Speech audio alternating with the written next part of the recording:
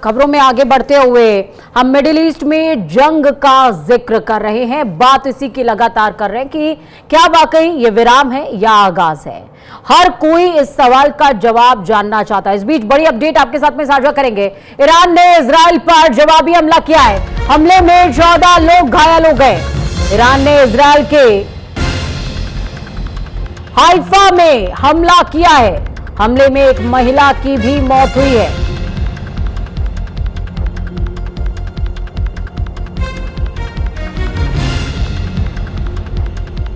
बड़ी अपडेट आपके साथ में साझा कर रहे हैं। बड़ी खबर है, ईरान ने इजराइल पर जवाबी हमला किया है। बीते 2 दिनों से लगातार सामने आ रहा है कि किस तरीके से ईरान और इजराइल के बीच मिसाइल हमला, ड्रोन हमला लगातार जारी है। और इस बीच एक और हमले की इंफॉर्मेशन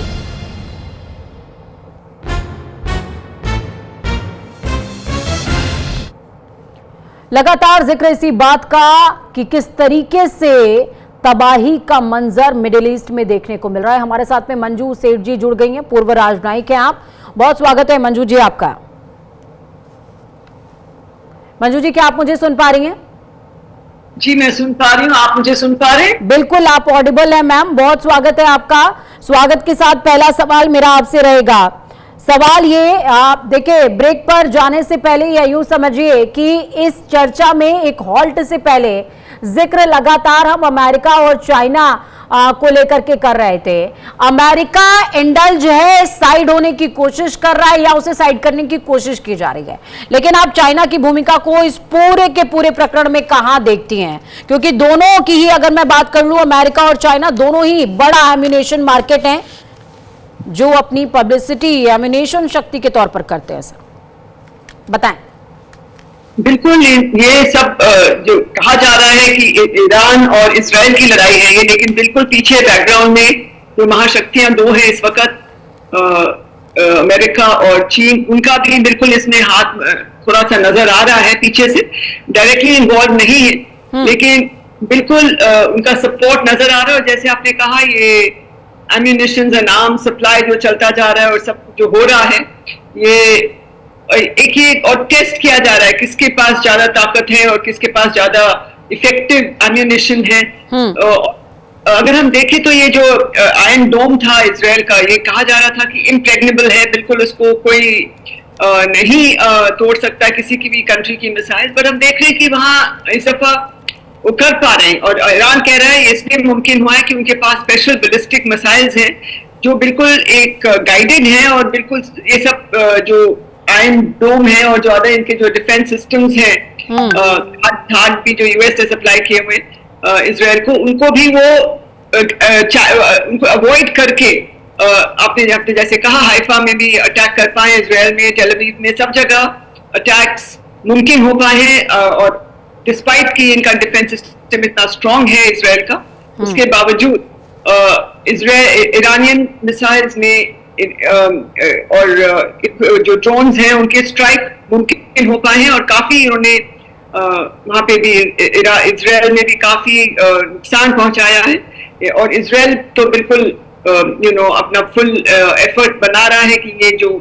लड़ाई है इसमें उनकी जीत हो, ताकि उनको जो थ्रेट परसेप्शन है इतना स्ट्रांग, जो सही भी है, क्योंकि ईरान ने बिल्कुल एक अपना कहा है कि हम इजराइल को खत्म चाहते हैं, it doesn't have a right to exist. और साथ में जो इनके सारे जो प्रॉक्सीज को सपोर्ट करते हैं, जो इजराइल के अगेंस्ट काम कर रहे हैं, सारे हुतीज और अदर्स, तो ये सब ये जो मिडिल ईस्ट में जो चल रहा है, ये एक बहुत ही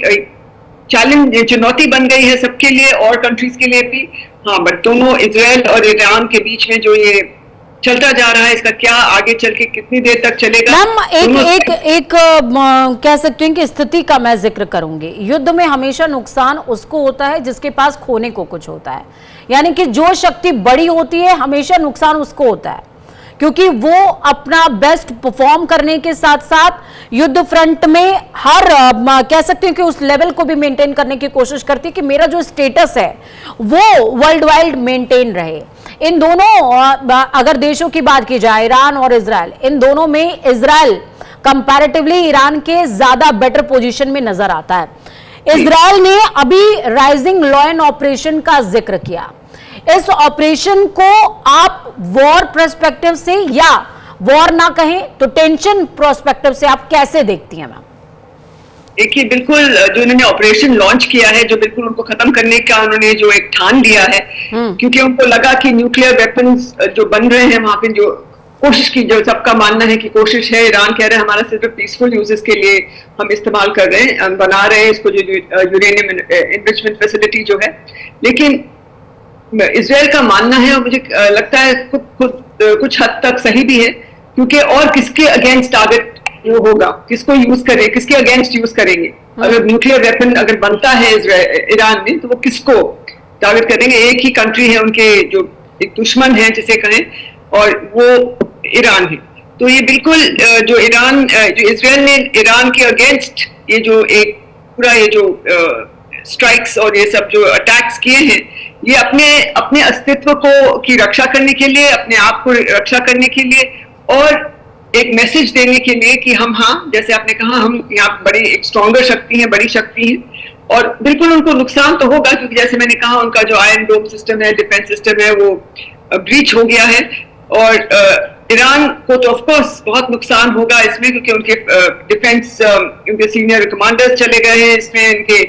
डिफेंस एरिया को भी उन्होंने टारगेट कर पाए हैं, ऑयल फैसिलिटीज को टारगेट कर दिया, हर एक चीज को वो खत्म करने में और डिस्ट्रॉय करने में एक उन्होंने पूरी कोशिश कर रहे हैं इजराइल, ताकि उनकी जो नजर है ईरान की, जो डिस्ट्रॉय करने की, जो वो चाहते हैं कि इजराइल ना एग्जिस्ट करे। आई थिंक ये उनका इजराइल का एक ये रिस्पॉन्स रहा, ये जो ऑपरेशन। ठीक है मैम, इस क्वेश्चन से निकलते हैं, अगले क्वेश्चन पर चलते हैं, क्योंकि हमें अगली कह सकते हैं कि अलग अलग परिस्थितियों पर शायद गौर करने की जरूरत है। मेरे जहन में बार बार एक सवाल आता है, वो सवाल ये कि मौजूदा समय में देश में, आप पूरे विश्व में, माफ कीजिएगा, देश मैंने यहां पर बोल दिया, विश्व में आप जहां भी युद्धगत स्थितियां देखेंगे दो देशों के बीच में, अगर मैं करेक्ट नहीं हूं तो प्लीज मैम मुझे करेक्ट भी कीजिएगा और साथ में इसका जवाब भी दीजिएगा। जहां भी हम युद्धगत स्थितियां देख रहे हैं, वहां पर हम देखते हैं दो जो लड़ रहे हैं आपस में, या तीन या चार जो लोग लड़ रहे हैं, उनमें से किसी एक का कनेक्शन अमेरिका से जरूर निकल जाता है, जरूर निकल जाता है। समझाइश के नाम पर, किसी भी नाम पर अमेरिका से कनेक्शन जरूर निकल करके आता है। क्या ये पॉसिबिलिटी है? हालांकि इसको कई लोग कहते भी हैं कि ये पॉसिबिलिटी क्या, ये है ही है कि अमेरिका ने विश्व को, या यूं समझिए कि मिडिल ईस्ट को इस समय अपने बेनिफिट या एम्युनिशन मार्केट के लिए मैनिपुलेट किया हुआ है। ये पॉसिबिलिटी है क्या? बिल्कुल, बहुत स्ट्रॉन्ग पॉसिबिलिटी है। जैसे मैंने पहले भी कहा, यूएस और चाइना दोनों बैकग्राउंड में हैं, और सबका ये पूरा इसमें जो जहां भी हम युद्ध देख रहे हैं इस वक्त वर्ल्ड में, जहां भी हो रहे हैं, उसमें बिल्कुल यूएस का बैकग्राउंड में इन्वॉल्वमेंट है। और क्योंकि उनकी इकोनॉमी, क्योंकि वो नंबर 1 पावर है, और इकोनॉमी उनकी अब थोड़ी डिक्रीज कर रही है, डिक्लाइन कर रही है, वहां पे जॉबलेसनेस है, उनका डेट, फिस्कल डेट भी बहुत बढ़ गया है। तो वहां पे एक माहौल जो बना है, अब हम देख रहे हैं प्रेसिडेंट ट्रम्प के सारे एक्शंस जो हैं, वो मेक अमेरिका ग्रेट अगेन का एक उनका वो एक जो स्लोगन है, उसी के बेसिस पे, या उनका जो एम है उसके बेसिस पे सारे उनके एक्शंस बेस्ड है। और बिल्कुल मिडिल ईस्ट को भी वो कोशिश कर रहे हैं। कोशिश क्या, उनका यही है कि हमारे जो मैन्युफैक्चरिंग आर्म्स मैन्युफैक्चरर्स हैं, और मैन्युफैक्चरिंग जो है अमेरिका में और होनी चाहिए, और वो तभी होगी जब सब जगह लड़ाइयां होंगी। तो इसलिए हो सकता है, बहुत एक स्ट्रॉन्ग पॉसिबिलिटी है कि ये उनका एक मकसद है कि उनके आर्म्स की जो बिक्री है वो ज्यादा बढ़े, आर्म्स एंड आर्मामेंट्स की। और यहाँ हम मिडिल ईस्ट में, लेकिन मैं उनको इंटायरली ब्लेम नहीं कर सकती, क्योंकि जो कंट्रीज इन्वॉल्व हैं उनको भी तो सोचना चाहिए कि हमको ये लड़ाई करनी चाहिए या नहीं करनी चाहिए। लेकिन वो नहीं हो रहा है, उनको लगता है कि इसी से हमारा मकसद पूरा होगा और हमारे इंटरेस्ट में है, इसलिए वो अटैक करते हैं। क्योंकि मैम ये सवाल मेरे जहन में इसलिए भी आया क्योंकि अगर आप बीते दिनों जिस तरीके से इंडिया और पाकिस्तान के बीच टेंशन की स्थितियां पैदा हो गई थी, बिहाइंड द कर्टन एक स्टोरी लगातार चल रही है, वो जस्टिफाइड है या नहीं है मैं उसको नहीं कह सकती, लेकिन एक स्टोरी जरूर चल रही है, वो ये कि इंडिया नूर खान एयरबेस पर अटैक करता है और बिहाइंड द कर्टन स्टोरी ये कि नूर खान एयरबेस पर अमेरिका के कुछ न्यूक्लियर वेपन्स रखे हुए थे। दैट्स व्हाई उस जंग को वही स्टॉप कराया गया, बाय हुक और बाय क्रुक वो कोशिश की गई। क्या ये पॉसिबिलिटी थी? क्या आपको लगता है? क्योंकि जब तक इंडिया और पाकिस्तान आपस में लड़ रहे थे, पाकिस्तान को हो सकता है कि इनडायरेक्टली बाद में अमेरिका सपोर्ट करने लग जाता, एम्यूनेशन सप्लाई करने लग जाता और भी तमाम चीजें देखने को मिल जाती, लेकिन जब उसे लगा कि भैया गर्दन तो अपनी ही फंस गई है, तो उसे लगा कि अब जो है इसे स्टॉप कराना चाहिए। लेकिन मिडिल ईस्ट में यह कंडीशन नहीं है, आप क्या कहेंगे? नहीं, मैं सहमत हूँ आपसे, और ये जो स्टोरी बैकग्राउंड में चल रही है हो सकता है ये सही हो, क्योंकि बहुत जब यूएस के अमेरिका के जो स्पेशली अफगानिस्तान के सब जब उनके लोग थे, और उससे पहले भी वो कहा जा रहा है कि यूएस का एयरबेस वहां पे हमेशा से रहा है, और एयरबेस में वो डेफिनेटली उनके F-35 भी पार्क्ड हैं, और उनका हो सकता है न्यूक्लियर आर्सेनल भी हो, क्योंकि एक ये सडनली जो न्यूक्लियर कंट्री और न्यूक्लियर आर्म कंट्री बन गई है, ये बहुत ही जब अगर आप हिस्टोरिकल एस्पेक्ट देखेंगे इट वाज स्ट्रेंज कि सडनली इनके पास न्यूक्लियर आर्सेनल आ गया, न्यूक्लियर इक्विपमेंट आ गया, विदाउट एनी, बिल्कुल ज्यादा कुछ उसकी बातचीत नहीं हुई, और सडनली हमने कहा कि पाकिस्तान भी, इंडिया ने किया तो इन्होंने भी कर लिया। ओवरनाइट कैसे कर सकते हैं? मुझे थोड़ा उसके ऊपर डाउट है, लेकिन हो सकता है कि वो भी, क्योंकि हमें सब फैक्ट्स तो आगे नहीं है, लेकिन हाँ मैं बिल्कुल आपसे सहमत हूँ कि इसमें भी क्योंकि नहीं तो this war could have gone on and on, और सही है, मुझे लगता है कुछ तो जरूर होगा कि यूएस ने उनको कहा कि आप ये हमसे भी कहा, उनसे भी कहा, नॉट प्रेसिडेंट ट्रम्प हिमसेल्फ ने भी, बट डेफिनेटली ये वॉर स्टॉप करने के लिए उन्होंने पूरा एफर्ट किया, और पाकिस्तान ने इमीडिएटली कॉल किया, उनके डीजीएमओ ने कॉल किया हमारे डीजीएमओ को कि ये वॉर रुकनी चाहिए, सीज फायर होनी चाहिए, और क्योंकि बिल्कुल ये जो नूर खान का जो एयरबेस है ये और जो हिल्स है वहां पे, बिल्कुल एक माना जा रहा है कि वहीं पे उनका न्यूक्लियर आर्सेनल है, और जो अभी कुछ और मिडिल ईस्ट में वापस आएंगे, मिडिल ईस्ट में वापस आएंगे। नाटो को आप कैसे देखती हैं? क्योंकि नाटो के दखल के बाद शायद मिडिल ईस्ट की कंडीशन बहुत ज्यादा वर्स्ट होती जा रही है। सभी इकट्ठे हैं, I think the western world normally सब अपने जो भी एक्शंस लेते हैं, इंक्लूडिंग नाटो, हमेशा इकट्ठा होके ही डिसीजंस लेते हैं। एक अकेले कोई, उनका लगता है कि अकेला कोई उनमें से एक्ट कर रहा है या आगे आ रहा है, लेकिन यूजुअली मैंने देखा है सब जगह, अब यूक्रेन में देख लीजिए, यूक्रेन रशिया वॉर में देख लीजिए, सब जगह वो सब एक ही आवाज में और एक ही इकट्ठा, चाहे अभी प्रेसिडेंट ट्रम्प के आने के बाद ऐसे लग रहा था कि ये ट्रांस अटलांटिक जो इनका कनेक्शन है वो थोड़ा वीकन हो गया है, और नाटो भी थोड़ा वीकन हो रहा है, क्योंकि यूएस ने कहा कि आप अपना डिफेंस अपने आप बढ़ाइए, अपने स्पेंडिंग बढ़ाइए, लेकिन at the end of the day देखा जा रहा है कि जो नाटो है और पूरा वेस्टर्न वर्ल्ड है वो सब एकजुट होकर एक्शन लेते हैं, क्योंकि अभी तक उनका जो प्राइमरी स्टेटस है वर्ल्ड में, वो अब जो नया जियोपॉलिटिकल चेंजेस और जो टर्मोइल और जो शिफ्ट्स हो रहे हैं, specially with China rising and becoming the number 2 power,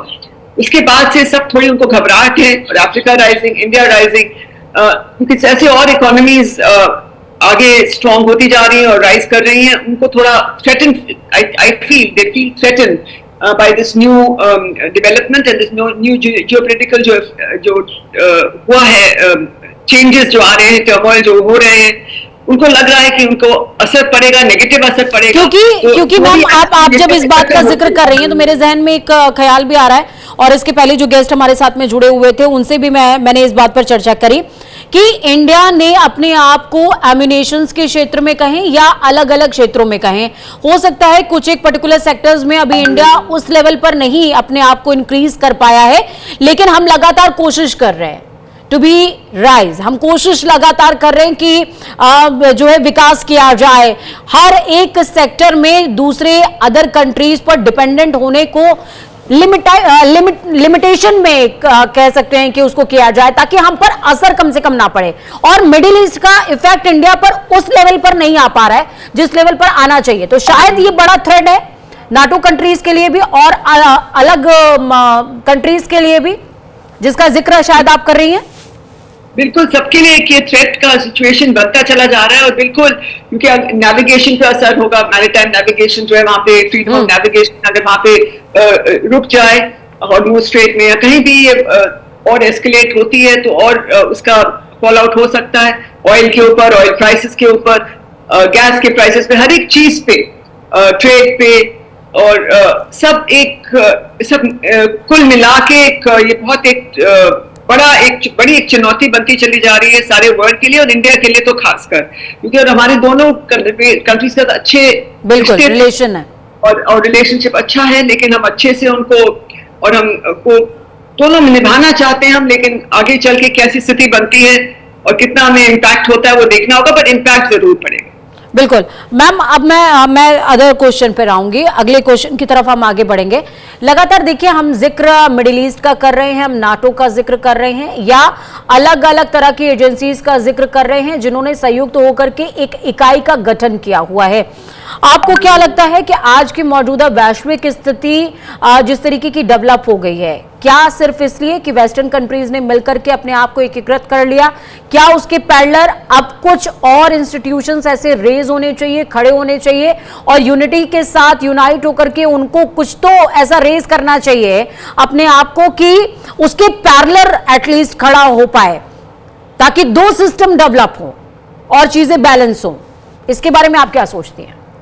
नहीं, आपने बिल्कुल सही कहा, ऐसा होना चाहिए, बट मुझे उम्मीद बहुत कम है कि ऐसा होगा, गिवन दैट इतना डिस्पैरिटीज हैं और आपस में ठीक है कोलैबोरेशन है, बट साथ में एक कॉन्टेस्टेशन भी है सारे और कंट्रीज के बीच में, जिसका वो एडवांटेज भी लेते हैं वेस्टर्न वर्ल्ड के, वो इन कंपैरिजन काफी इकट्ठा एकजुट होके खड़े हैं, और ग्लोबल साउथ की जो हम कोशिश कर रहे हैं उसको बनाने की भारत की जो कोशिश है कि ग्लोबल साउथ एकजुट बने और सब जगह एक आवाज में बोले, लेकिन वो हो नहीं पा रहा है, और वो मुझे लग रहा है अभी एटलीस्ट नियर फ्यूचर में थोड़ा मुश्किल होगा कि उसमें कोई बहुत रैडिकल एक डेवलपमेंट हो और सब इकट्ठा होके बोले। और हम देख रहे चीन, और चीन भी कह रहा है मैं ग्लोबल साउथ का लीडर हूँ, तो साथ में और रूस का भी जो एक इस वक्त जो स्थिति बनी हुई है थोड़ा नॉट एज स्ट्रॉन्ग जितना था वो पहले हुआ करता था, लेकिन उनकी कोशिश है कि हम वो स्ट्रेंथ वापस लाएं। लेकिन सब कंट्रीज जो हो सकती है, कहा जा रहा था कि ब्रिक्स है और अदर कंट्रीज या अदर जो है उनको इकट्ठा करके हम एक आवाज में बोले, लेकिन मुझे उम्मीद बहुत कम है कि बहुत स्ट्रांगली इकट्ठा होके हम काउंटर कर पाएंगे, क्योंकि इस वक्त नॉट नाउ एटलीस्ट फ्यूचर में जाके अगर कुछ ऐसे डेवलपमेंट्स होते हैं तो हो सकता है। बीते दिनों अगर हम बात की जाए, बीते सिनेरियो की अगर बात की जाए तो चंद महीनों पहले कोशिशें लगातार की भी गई थी, जिसमें इंडिया को भी इंडल्ज किया गया था, पार्टिसिपेट इंडिया ने भी किया, लेकिन जब मैंने एक्सपर्ट से बातचीत की थी तो उन्होंने कहा कि जब तक सैन्य शक्ति से कोई धनी देश उसमें नहीं आएगा और जब तक आर्मी राइट्स नहीं आते हैं तब तक आप सिर्फ व्यापारिक कोटे पर अगर आप कुछ क्रिएट कर लो तो भी नहीं हो पाएगा, और अलग अलग सिनेरियो में कुछ क्रिएट कर लो नहीं हो पाएगा। आपको आर्मी और एमिनेशन राइट्स चाहिए ही चाहिए। इसको आप कैसे देखती है मैम? बिल्कुल, अपने आप को स्ट्रॉन्ग किए बिना कोई भी देश एक लेवल पे नहीं पहुंच सकता है, जो चीन ने बिल्कुल ठीक से समझा है, और उन्होंने अपने आप को इकोनॉमिकली, मिलिटरीली और हर एक डिफेंस पॉइंट ऑफ व्यू से, हर एक पॉइंट ऑफ व्यू से अपने आप को सशक्त किया है, अपने आप को पावरफुल बनाया है। इसलिए आज उनकी जो एक स्थिति है as number 2 economy, but also as almost the number 2 world power, ठीक है, राइट नाउ। तो इसलिए जब तक वो नहीं होता है उसका मुकाबला हम नहीं कर पाएंगे, क्योंकि हमारा जो डिस्पैरिटी है, जो गैप है चीन और हमारे बीच में, और खैर अमेरिका के साथ तो बहुत ही बड़ा गैप है, रूस के साथ भी अभी काफी बड़ा गैप है हमारा, लेकिन और अदर वेस्टर्न कंट्रीज के साथ भी जो हमसे आगे हैं, तो एक ही गैप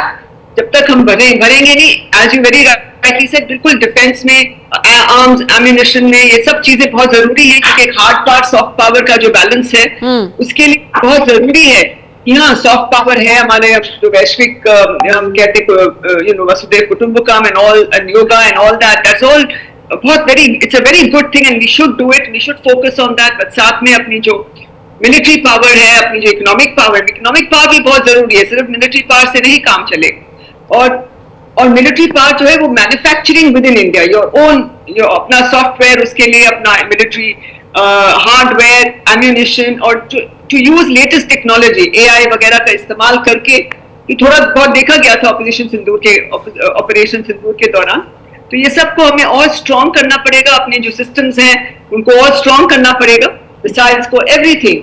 हर एक चीज में, बट इकोनॉमिकली ऑल्सो, ये दोनों हैंड इन हैंड जाते हैं, दोनों स्ट्रॉन्ग एलिमेंट्स हैं, इंपॉर्टेंट एलिमेंट्स हैं कंट्री के हार्ड पावर में। और जब तक वो हम नहीं अपने आप नहीं करेंगे विद इन द कंट्री, आगे कोई हमारी बात हमको इतना तवज्जो नहीं देगा, बिल्कुल तवज्जो नहीं देगा। वो एक कहावत है कि क्षमा शोभती उस भुजंग को जिसके कंठ में विष हो, गरल हो, तो ये शायद वैसी ही बात है। मैम मैं लास्ट क्वेश्चन आपसे लूंगी, लास्ट क्वेश्चन इस बात पर कि इजराइल और ईरान का ये जो युद्ध है, जो कह सकते हैं कि टेंशन की स्थिति है, टकराव की स्थिति है, इसको आप अंत के तौर पर देखती हैं या आगाज के तौर पर देखती हैं? अभी तो मुझे लग रहा है आगाज ही है, अंत तो नहीं अभी जाने वाला एनी टाइम सून, अनलेस कोई बहुत मेजर एक कहीं किसी भी कंट्री में या ईरान में या इजराइल में कोई मेजर एक नुकसान हो या एक मेजर अटैक हो जो बहुत ही हानिकारक हो उस देश के लिए, मुझे लगता नहीं है कि ये बड़ी जल्दी खत्म होने वाला है। और इजराइल ने कह ही दिया है कि हम वैसे भी टू द फिनिश करेंगे, लेकिन कितना वो सक्सेसफुल होते हैं अभी कहना मुश्किल है, लेकिन उनका जो इंटेंट है, और ईरान भी कह रहा है टू द फिनिश करेंगे, तो अभी मुझे लग नहीं रहा है कि बहुत जल्दी ये खत्म होने वाला है। चलिए मैम, बहुत शुक्रिया, आप हमारे साथ में जुड़ी और आपने इस चर्चा को बेहद खास और अहम बनाया। लगातार सबकी नजर मिडिल ईस्ट पर टिकी हुई है, क्योंकि जिस तरह की स्थितियां बनी हुई हैं, हालांकि ये तीसरे विश्व युद्ध का आगाज नहीं है, लेकिन आहट जरूर है। इसीलिए हर कोई जानना चाहता है कि हम खड़े कहां हैं। वक्त छोड़ से ब्रेक का, ब्रेक के उस पार खबरों का सफर लगातार जारी है। बने रहिए न्यूज इंडिया के साथ। नमस्कार।